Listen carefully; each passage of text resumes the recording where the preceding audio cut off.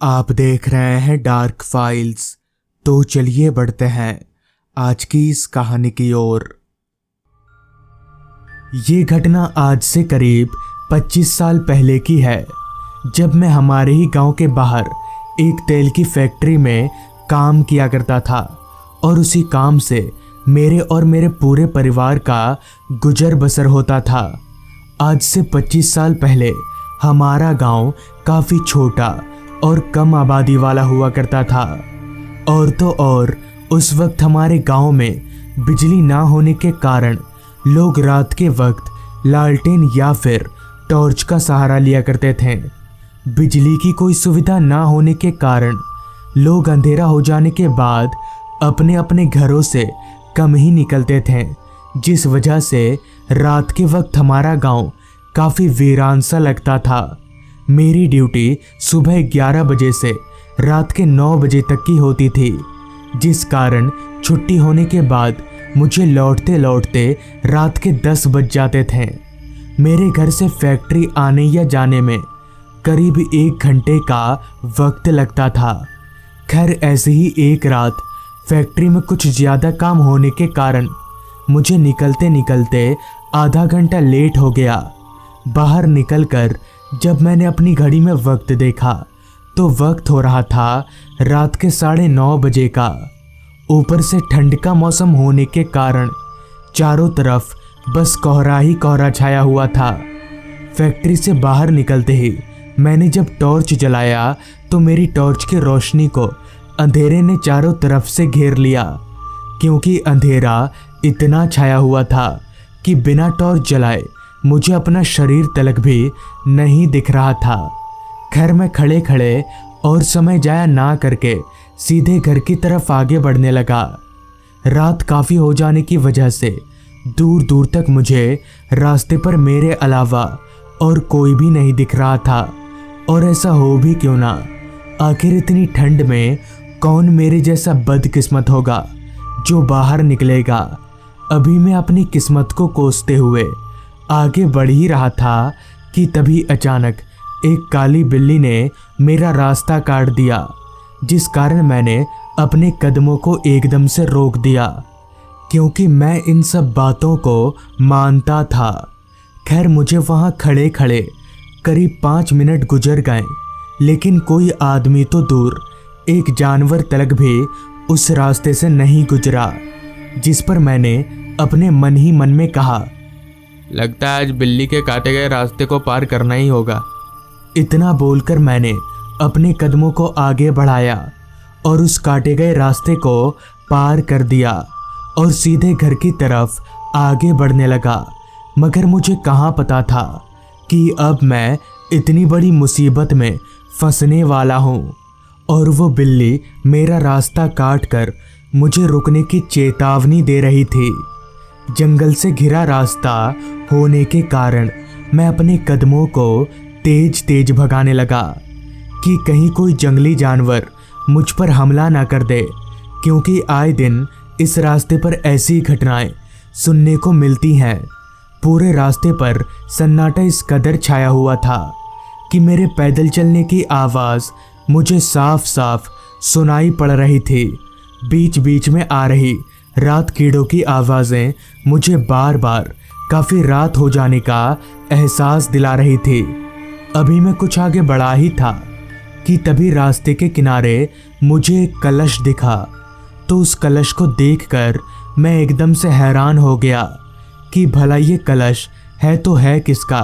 अभी मैं खड़े खड़े उस कलश को देख ही रहा था कि तभी मुझे मदन काका की बात याद आ पड़ी।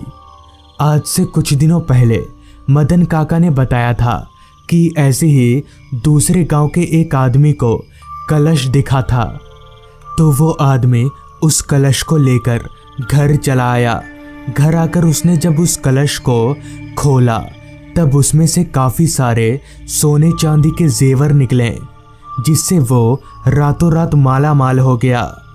ये बात याद आते ही मैंने झट से उस कलश को उठाकर अपने थैले में डाल लिया और खुशी खुशी घर की तरफ आगे बढ़ने लगा।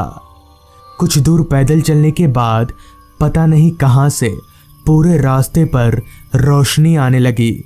तो अचानक रात के वक्त इतनी तेज रोशनी को देखकर मैं हक्का बक्का रह गया कि भला अभी तो इतना अंधेरा था, तो ये रोशनी आ कहाँ से रही है।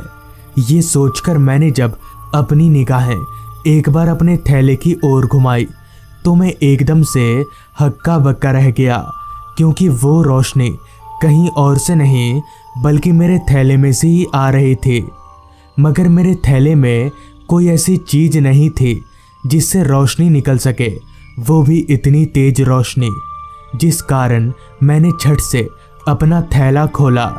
तो थैला खोलते ही मैंने जो देखा उसे देखकर इतनी ठंड में भी मेरा पूरा शरीर पसीने से लथपथ हो गया, क्योंकि वो रोशनी मेरे थैले के अंदर उसी कलश से आ रही थी जिसे मैंने थोड़ी देर पहले रास्ते के किनारे से उठाया था।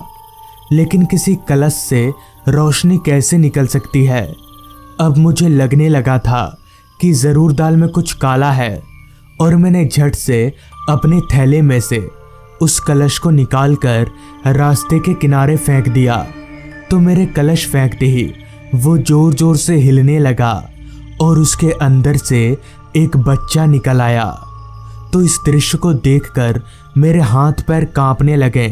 मुझे समझ नहीं आ रहा था कि ये सब हो क्या रहा है, मगर मैं इतना समझ गया था कि ये बच्चा कोई इंसान नहीं बल्कि भूत है, और मैं अब एक बड़ी मुसीबत में फंस चुका हूँ। अभी मैं वहाँ से भागने ही वाला था कि तभी उस बच्चे ने अपना चेहरा मेरी ओर घुमाते हुए कहा, तुमने मुझे इतनी जोर से पटका, आज तू मरेगा। इतना बोलकर वो भूत एक बड़े से शैतान में बदल गया, जिसका पूरा चेहरा जला हुआ था और उसकी आंखों से खून टपक रहा था। उस शैतान की मौत से भी डरावनी शक्ल को देखकर मैं समझ गया कि आज मैं मरने वाला हूँ। मगर किसी तरह हिम्मत जुटाकर मैं वहाँ से भागा, लेकिन मेरे 2 कदम बढ़ते ही उस शैतान ने अपने लंबे हाथ बढ़ाकर मेरे पैर पकड़ लिए और मुझे जोर जोर से घसीटने लगा। मगर फिर भी मैं अपने पैरों को छुड़ाने की काफ़ी कोशिश कर रहा था। तो पता नहीं कैसे उस शैतान के हाथों से मेरा पैर छूट गया। तो मैं झट से उठा और अपने घर की तरफ दौड़कर भागने लगा। मैं भागते हुए बार बार पीछे उस शैतान की तरफ देख रहा था। तो वो शैतान मेरे पीछे तो नहीं आ रहा था, मगर जब 2 बार मैंने पीछे मुड़कर देखा तो वो शैतान वहीं खड़ा दिखा। लेकिन तीसरी बार मुड़ते ही वो शैतान एकदम से गायब हो गया। फिर भी मैं भागता ही रहा। कुछ देर ऐसे ही भागने के बाद अचानक से मुझे मेरा कंधा भारी लगने लगा। लेकिन अचानक मेरा कंधा इतना भारी क्यों लगने लगा, अभी मैं ये सोच ही रहा था कि तभी मेरी नज़र चांद की हल्की रोशनी में बन रहे मेरी परछाई पर गई। तो बन रही परछाई को देखकर मेरा सारा शरीर एकदम से कांपने लगा और मेरे हाथ पैर फूलने लगे। दरअसल चांद की रोशनी में बन रहे परछाई को मैंने देखा तो उस परछाई पर मुझे साफ साफ दिखा कि वही बच्चा मेरे कंधे पर बैठा हुआ है। फिर उस शैतान को अपने कंधे पर देखकर मेरी हिम्मत सी टूट गई।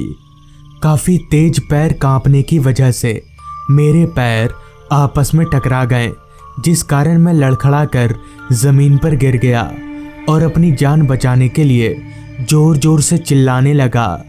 अभी मैं चिल्ला ही रहा था कि तभी मेरे ऊपर बहुत सारी टॉर्च की लाइटें एक साथ पड़ी। मैंने जब उस तरफ देखा तो पाया कि मेरे सभी घरवाले वहां पहुंच चुके हैं, जिसके साथ ही मेरे कंधे का भार अपने आप ही कम हो गया। फिर मेरे घरवाले मुझे उठाकर घर लेकर आ गए। मैंने उन्हें सारी बात बताई तो पता चला कि एक तांत्रिक ने लोगों को फंसाने के लिए उस कलश में एक आत्मा को कैद करके उस रास्ते के किनारे रख दिया था, ताकि जो भी उस कलश को हाथ लगाए वो आत्मा उसके पीछे पड़ जाए। तो दोस्तों, ये थी आज की कहानी। अगर आपको ये कहानी अच्छी लगी हो तो चैनल को ज़रूर सब्सक्राइब कर लें। तो मैं आपका दोस्त आर्यन जल्द ही मिलूँगा आपसे ऐसी ही एक कहानी के साथ।